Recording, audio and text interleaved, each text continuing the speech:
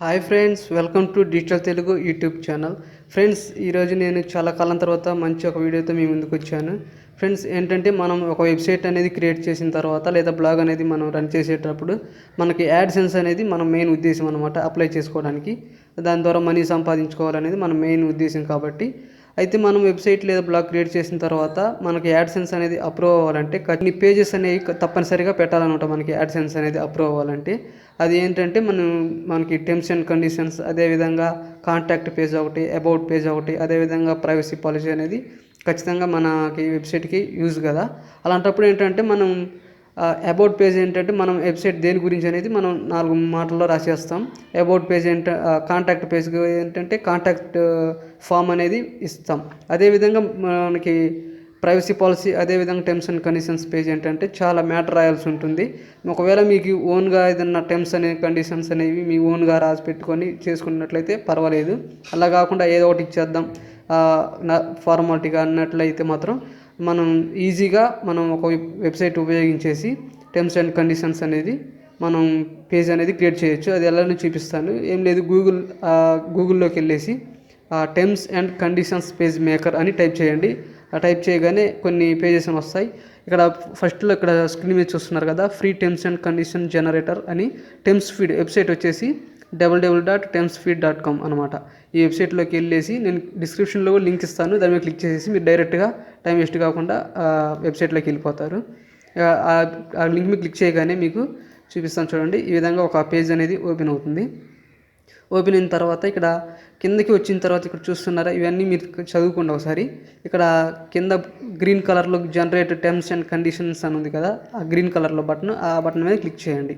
ఆ బటన్ మీద క్లిక్ చేయగానే చూడండి, ఇక్కడ మీకు వెబ్సైటా లేదా అప్లికేషన్ యాపా అని అడుగుతుంది. ఇక్కడ మీరు యాప్కి terms and condition page create చేయాలంటే $9 అనేది అడుగుతుంది. ఇక్కడ పెయిడ్ అట్టుంది. ఇక్కడ మనకి వెబ్సైట్ కాబట్టి వెబ్సైట్ మీద క్లిక్ చేయండి. వెబ్సైట్ మీద క్లిక్ చేసిన తర్వాత నెక్స్ట్ స్టెప్ అని ఉంది కదా, ఆ నెక్స్ట్ స్టెప్ మీద క్లిక్ చేయండి. ఇక్కడ what is your website URL అని ఉంది కదా, ఇక్కడ మీ వెబ్సైట్ యొక్క యూఆర్ఎల్ నేమ్ అని చేసేయండి. ఇక్కడ what is your website name అని ఉంది కదా, మీ వెబ్సైట్ నేమ్ అని చేయండి. ఇప్పుడు మనది డిజిటల్ తెలుగు కాబట్టి ఇక్కడ మై సైట్ నేమ్ వచ్చేసి డిజిటల్ తెలుగు ఇచ్చేస్తాను. ఇక్కడ యూఆర్ఎల్ దగ్గరేమో www.digitaltelugu.com అనేది మనం యూఆర్ఎల్ అనేది ఇవ్వాలన్నమాట. చూడండి, ఈ విధంగా మనం వెబ్సైట్ యూఆర్ఎల్ digitaltelugu.com, అదేవిధంగా వెబ్సైట్ నేమ్ వచ్చేసి డిజిటల్ తెలుగు అని ఇచ్చేసిన తర్వాత కిందకి స్క్రోల్ చేసేయండి. ఇక్కడ ఎంటిటీ టైప్ అనేది I am a business, I am a individual అనేది కదా. ఒకవేళ మీది వెబ్సైట్ లేదా బ్లాగ్ అనేది మీరు కొంచెం ప్రొఫెషనల్గా బిజినెస్ అయితే మాత్రం ఐఆమ్ ఏ బిజినెస్ అని క్లిక్ చేయండి. ఒకవేళ ఇచ్చేసి మీ కంపెనీ ఎల్ఎల్సి, అదేవిధంగా మీ బిజినెస్ అడ్రస్ ఇదే ఇచ్చేసేయండి. అదే కాకుండా మీరు ఇండివిజువల్గానే అయితే ఐఆమ్ ఇండివిజువల్ ఉంది కదా, దాని మీద క్లిక్ చేసేయండి. క్లిక్ చేసిన తర్వాత కిందకి వస్తే కంట్రీ అనేది ఇండియా తీసేసుకోండి. మీరు తీసుకున్న తర్వాత ఇక్కడ స్టేట్ దగ్గర ఆంధ్రప్రదేశ్, మీరు ఏ స్టేట్ అయితే ఆ స్టేట్ అనేది తీసుకోండి. ఇక్కడ నెక్స్ట్ స్టెప్ అనేది కదా, దాని మీద క్లిక్ చేయండి. నెక్స్ట్ స్టెప్ అని క్లిక్ చేయగానే చూడండి, ఇక్కడ ఇవన్నీ పెయిడ్ అనమాట. ఈ పెయిడ్ అన్నీ ఏం చేస్తారంటే నో అని క్లిక్ చేసేయండి. ఒకవేళ మీకు ఇట్లా చదువుకొని మీకు ఏదైనా ఇంపార్టెంట్ అనుకుంటే, మీరు మనీ పెట్టగలను అనుకుంటే మాత్రం ఎస్ అనేది క్లిక్ చేసి మీరు మనీ పేడ్ చేస్తే అవి మీకు వచ్చేస్తాయి అన్నమాట. ఇక్కడ నేను అన్నీ నో అని తీసుకుంటున్నాను. అన్నీ నో అని పెట్టేసేయండి మీరు కూడా.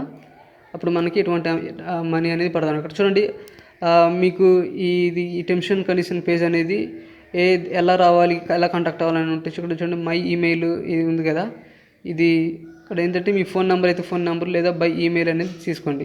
ఇక్కడ మీ ఈమెయిల్ అనేది ఇచ్చేసేయండి.